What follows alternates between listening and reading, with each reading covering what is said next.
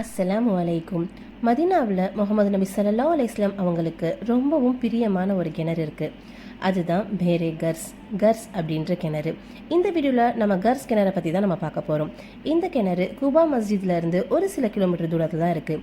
நபி ஸல்லல்லாஹு அலைஹி வஸல்லம் இந்த கிணத்துக்கு வருவாங்க, தண்ணீரை இறைச்சி குடிப்பாங்க, உது செய்வாங்க. உது செஞ்சுட்டு மிச்சம் இருக்கிற தண்ணியை ஒரு துளி கூட வேஸ்ட் பண்ண மாட்டாங்களாம். திரும்ப அந்த கிணற்றுலேயே ஊற்றி விடுவாங்களாம்.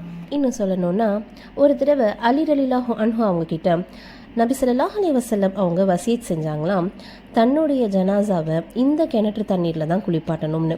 அந்த அளவுக்கு நபி ஸல்லல்லாஹு அலைஹி வஸல்லம் இந்த கிணற்று மேலே விருப்பமாக இருந்திருக்காங்க. நபி ஸல்லல்லாஹு அலைஹி வஸல்லம் அவங்க சொன்ன மாதிரியே அவங்களுடைய ஜனாசாவை இந்த கிணற்று தண்ணீரில் குளிப்பாட்டவும் செஞ்சுருக்காங்க.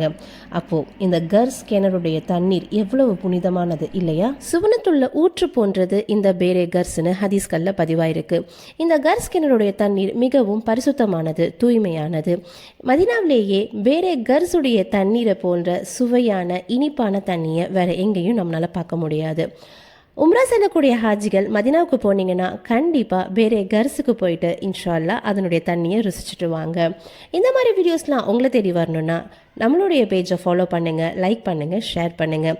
இன்ஷா அல்லாஹ் இன்னொரு வீடியோவில் உங்களை சந்திக்கிறேன். அஸ்ஸலாமு அலைக்கும் வரஹ்மத்துல்லாஹி வபரகாத்துஹு.